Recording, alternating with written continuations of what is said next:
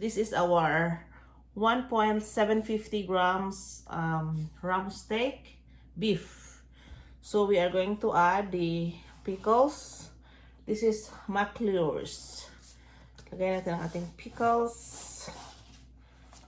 Then we are going to add 2/3 cup of pineapple crushed, 1 cup of pineapple, to add 1/2 cup of soy sauce, common soy sauce.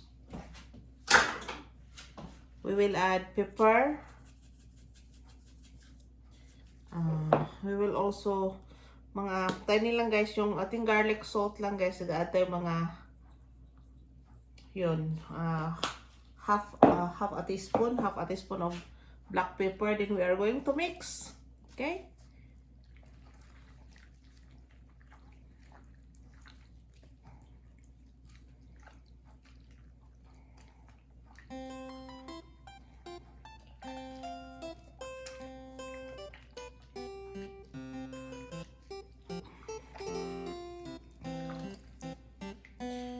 So,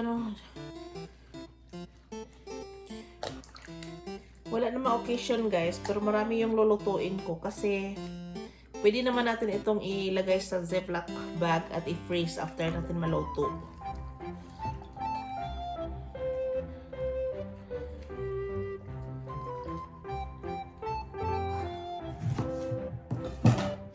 So, half cut ng lemon guys. I-squeeze natin directly sa ating beef. I-mix natin ulit.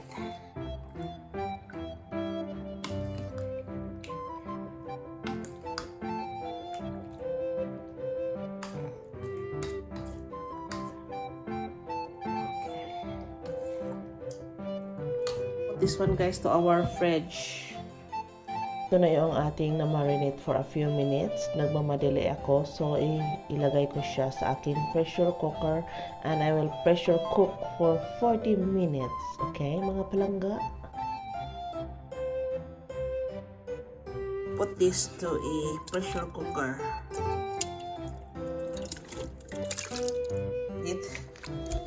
Ilagay natin ito guys sa ating pressure cooker. At i-pressure cook natin siya guys. Para yun, hindi tayo magsayang ng oras. We are going to pressure cook for 40 minutes. Okay? 40 minutes lang yata.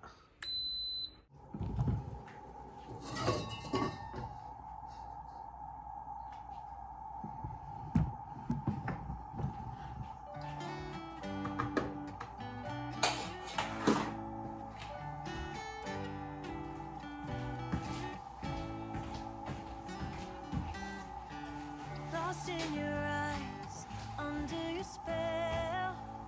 Oh, it's like we've always known it. Even though it's new, I can already tell. Malagay tayo guys ng mantika at margarine. Mantika at margarine.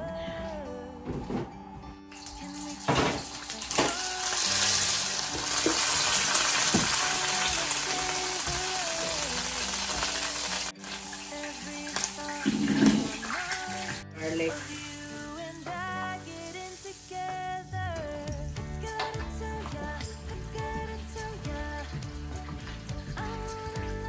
Garlic.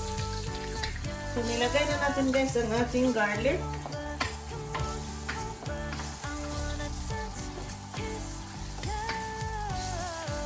So, yung magluluto tayo ng Caldereta pang Fiesta.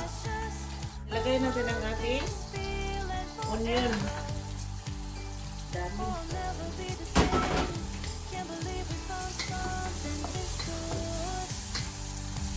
Guys, our beef is 1,750 grams. Kaya marami tayong ano. Kita niyo guys. Kita niyo. I can't believe we started our friends. Oh, it's like we were meant to be lovers. All I wanna do is feel you on my skin. Oh, that's this feeling. Take me over. natin guys ng tomato sauce. Mga 1 cup.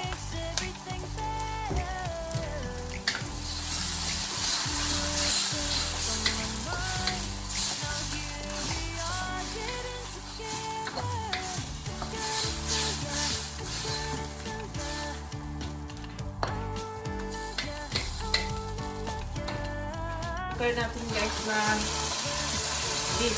Ito yung beef natin.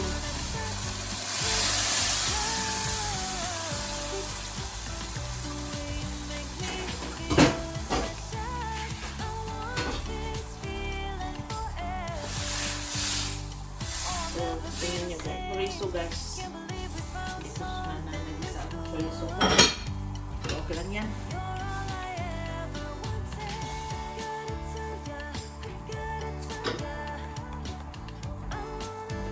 Our vegetable. Madali na kasi ako guys. Mga ating mga vegetables.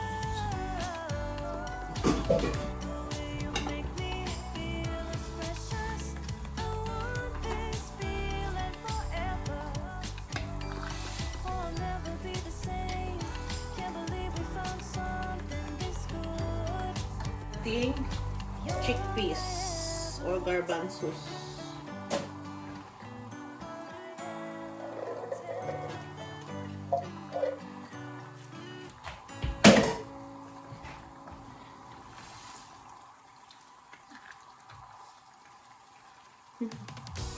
Yung ating Caldereta.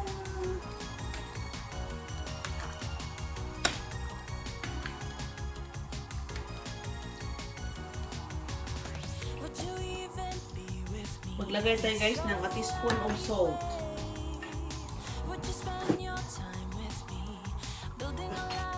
A little bit ng oyster sauce.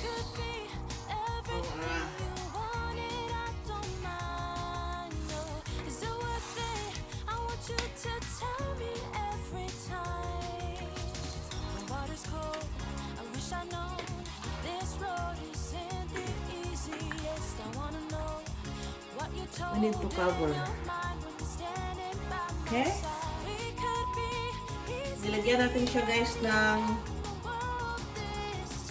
1 cup of ketchup. Ano nyo guys? Cover and simmer.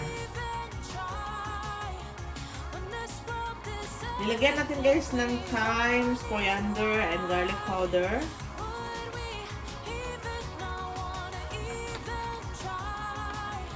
And cayenne pepper. Nilagyan din natin yung cayenne pepper.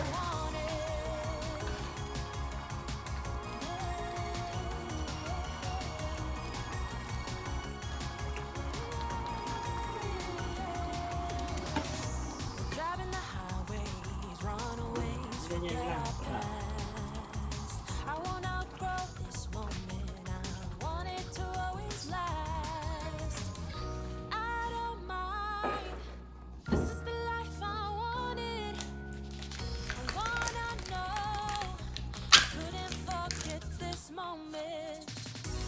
I wish I known this road isn't the easiest. I wanna know what you told in your mind when you're standing by my side. We could be easily anywhere in the world this time.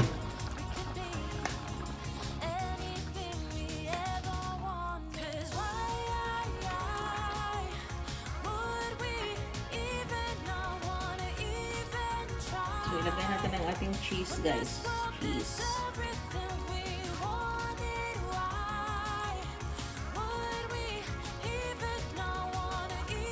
Or capsicum.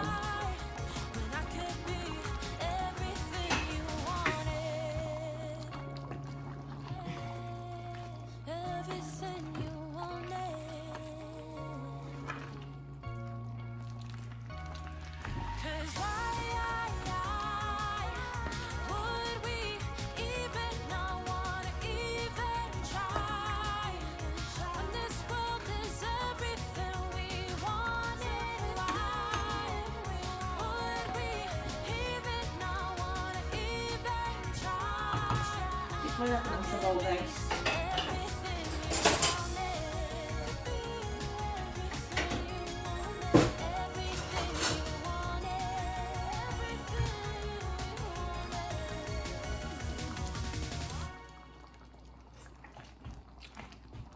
Wow. So guys, hindi na ako nag-add pa ng sugar. Kasi ano na siya guys, may pineapple siya. Ah, very nice.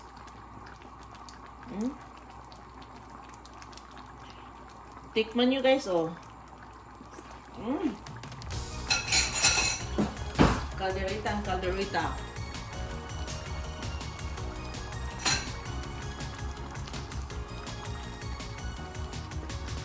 Would you even be with me if it's so out of your way?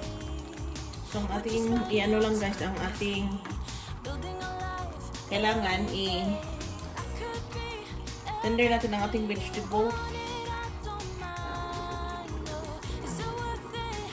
I want you to tell me every time. The water's cold.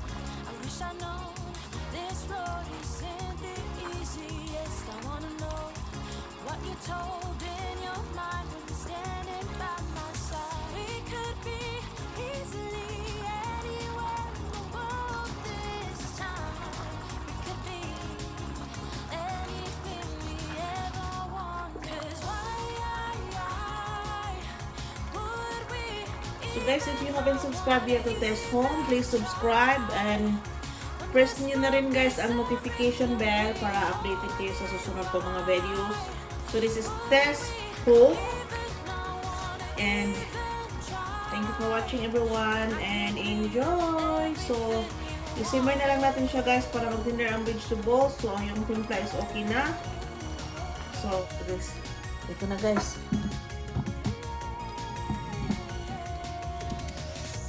Driving the highways, runaways, forget our past. I wanna grow this moment, I want it to always last. This is the life I So ito na yung ating beef caldereta guys. wanna know. Ito na siya oh. Couldn't forget this moment. The water's cold. I hope you learned something out of my cooking and especially in my preparations, and I wish you can make this in your own kitchen, and see you guys on my next one. Thank you for watching. Beef Caldereta. So yung beef Caldereta. Mate, let's eat! So kain tayo mga best friends.